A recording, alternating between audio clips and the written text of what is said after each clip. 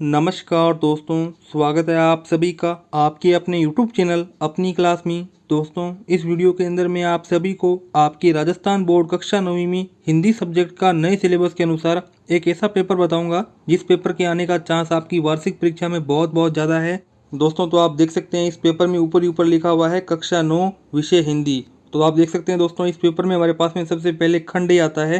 तो इस खंड ए का जो पहला प्रश्न है वो हमारे पास में अपठित गद्यांश का आता है। आप देख सकते हैं दोस्तों, इस गद्यांश को आपको ध्यानपूर्वक पढ़ना है और इस गद्यांश के दिए गए प्रश्न हैं उनके उत्तर देने हैं।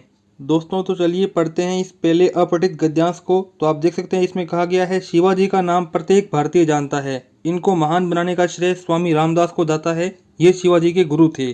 गुरु रामदास का जन्म सन 1608 ईस्वी में हुआ था। इनकी माता का नाम रानूबाई और पिता का नाम सूर्याजी पंत था।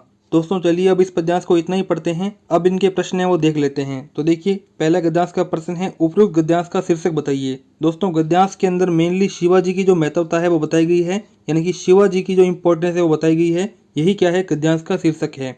दूसरा प्रश्न है, गुरु रामदास का जन्म कब हुआ था। दोस्तों, जो गुरु रामदास है उनका जन्म हुआ था सन 1608 ईस्वी में।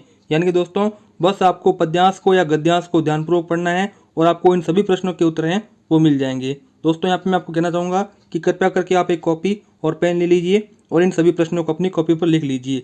दोस्तों, तो चलिए पढ़ते हैं इस दूसरे पद्यांश को। तो आप देख सकते हैं इस पद्यांश में कहा गया है, कुदरत हमको रोज सिखाती है, जनहित में कुछ करना सीखें, अपने लिए सभी करते हैं, औरों के हित मरना सीखें। सूरज हमें रोशनी देता है, चांद बांटता है और अमृत सबको बादल वर्षा जल देता है। ठीक है ना। कहने का मतलब ये है कि हम अपने लिए करते हैं, हमें औरों के लिए भी कुछ करना चाहिए। यानी कि दोस्तों, यहाँ पे अपनापन है उसको नहीं दर्शाएं बल्कि कुछ औरों के लिए भी करें।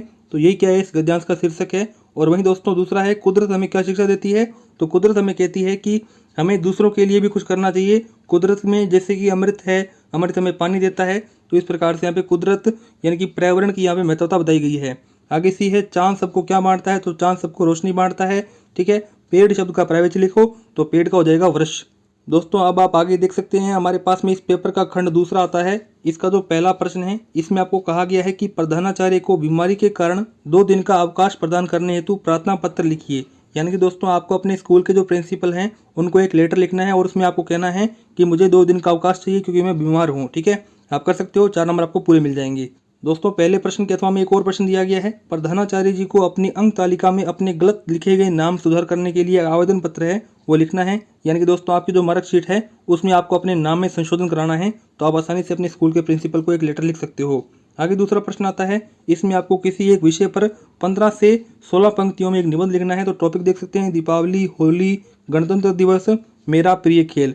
तो आगे आप देख सकते हैं अब हमारे पास में इस पेपर का खंड तीसरा आता है। तो खंड तीसरे का जो पहला प्रश्न है इसमें आपको कहा है कि क्रिया की जो परिभाषा है वो आपको लिखनी होगी। दोस्तों, ये हमारे पास में क्या है, हिंदी व्याकरण के प्रश्न आ चुके हैं। तो आप देख सकते हैं दूसरा जो प्रश्न है उसमें आपको कहा है कि क्रिया के भेद बताइए और उनके नाम लिखिए।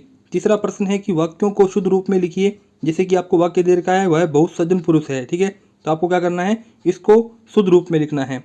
और इसी के आगे हमारे पास में दूसरा वाक्य है, शायद वह जरूर आएगा। दोस्तों, आपको क्या करना है, इसको शुद्ध वाक्य में ट्रांसफर करना है। आगे देख सकते हैं हमारे पास चौथा प्रश्न है, मुहावरों का अर्थ बताते हुए वाक्यों में प्रयोग कीजिए। जैसे कि मुहावरा है सिर चढ़ाना और दूसरा है बांध टूटना। दोस्तों, आपको इसका अर्थ भी बताना है। दोस्तों, अब आप आगे देख सकते हैं हमारे पास में इस पेपर का खंड चौथा आता है। इसमें आपको एक गद्यांश दिया गया है। दोस्तों, ये जो गद्यांश है वो आपकी बुक के किसी एक चैप्टर से लिया गया है। जैसे कि आप देख सकते हैं गद्यांश है, सन 1857 की विद्रोही नेता दुदुपंत नाना साहब कानपुर में असफल होने के बाद जब भागने लगे तो वे जल्दी में अपनी पुत्री मैना को साथ नहीं ले सके। देवी मैना बिठूर में पिता के महल में रहती थी। देखिए, यहाँ पे आपको गद्यांश का शीर्षक और सभी मिल जाएगा। दोस्तों, यहाँ पे लिखा हुआ है कि नाना साहब का महल कहाँ स्थित था, तो कानपुर में स्थित था, क्योंकि मैंने आपको गद्यांश पढ़ के बताया है। ठीक है ना। दोस्तों, आप आगे देख सकते हैं अब हमारे पास में जो प्रश्न दूसरा है वो आपको पद्यांश का मिलेगा। आपको इस पद्यांश को ध्यान से पढ़ना है और इनके जो प्रश्नों के उत्तर देने हैं। देखिए, उपयुक्त पद्यांश का शीर्षक बताइए, रस खान को किसका गहरा लगाव था। यानी कि दोस्तों, इस पद्यांश को यहाँ पे किसने लिखा है, रस खान कवि ने लिखा है। देख सकते हैं इस प्रकार से हमारे पास में प्रश्न है। आगे तीसरा प्रश्न आता है, निम्नलिखित प्रश्नों के सही उत्तर चुनकर कोष्ठक में लिखो। जैसे कि पहला है, जानवरों में सबसे ज्यादा बुद्धिमान किसे समझा जाता है। तो आपको ऑप्शन दे रखे हैं, कुत्ता, बैल, गधा, सांड। उसी का दूसरा प्रश्न है, तिब्बत की राजधानी कौन सी है। ढाका, लहासा, बीजिंग, इस्लामाबाद। तो इस प्रकार दोस्तों हमारे पास में प्रश्न है वो रहने वाले हैं। आगे हमारे पास में तीसरे का तीसरा आता है, साइलेंट वैली कहाँ स्थित है। उसी का चौथा है, प्रथम स्वतंत्रता संग्राम कब हुआ। पांचवा प्रश्न है मानसरोवर में हंस डूबते हैं। तो दोस्तों मानसरोवर जयपुर में स्थित है और वहाँ पर जो मोती हैं वो यहाँ पे हंस डूबते हैं। दोस्तों अब आगे हमारे पास में चौथा प्रश्न आता है जिसमें आपको प्रश्नों के उत्तर हैं वो देने हैं। दोस्तों ये सभी के सभी प्रश्न आपकी बुक के चैप्टर्स में से लिए गए हैं। जैसे कि आप देख सकते हैं चौथे में आपको पहला दिया गया है फणीश्वरनाथ रेणु की स्कूल शिक्षा कहाँ हुई है।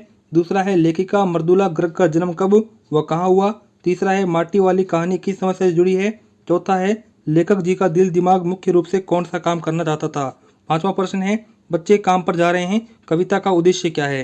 दोस्तों इस प्रकार से हमारे पास में चौथा प्रश्न है वो रहने वाला है। अब आगे हमारे पास में पांचवा प्रश्न आता है। इसका पहला है कि गोपाल प्रसाद स्त्रियों के अधिक पढ़े लिखे होने के विरोध क्यों थे। इसी के आगे पांचवें का दूसरा प्रश्न है भूख मीठी की भोजन मीठा, इसका क्या अभिप्राय है। दोस्तों इस प्रकार से हमारे पास में जो पेपर है वो रहने वाला है। दोस्तों मैं उम्मीद करता हूँ कि यही पेपर आपको वार्षिक परीक्षा में देखने को मिलेगा।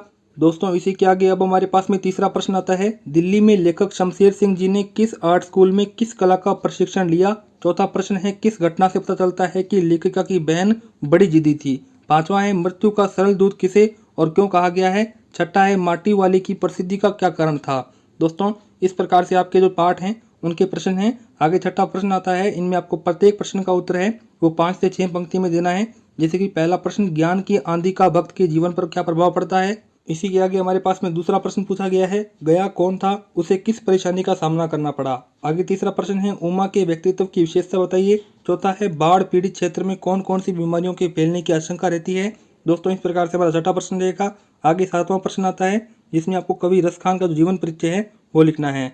आगे आठवां प्रश्न है लेखिका महादेवी वर्मा जी का जीवन परिचय है वो आपको लिखना है। दोस्तों इस प्रकार से हमारा पेपर है वो रहने वाला है।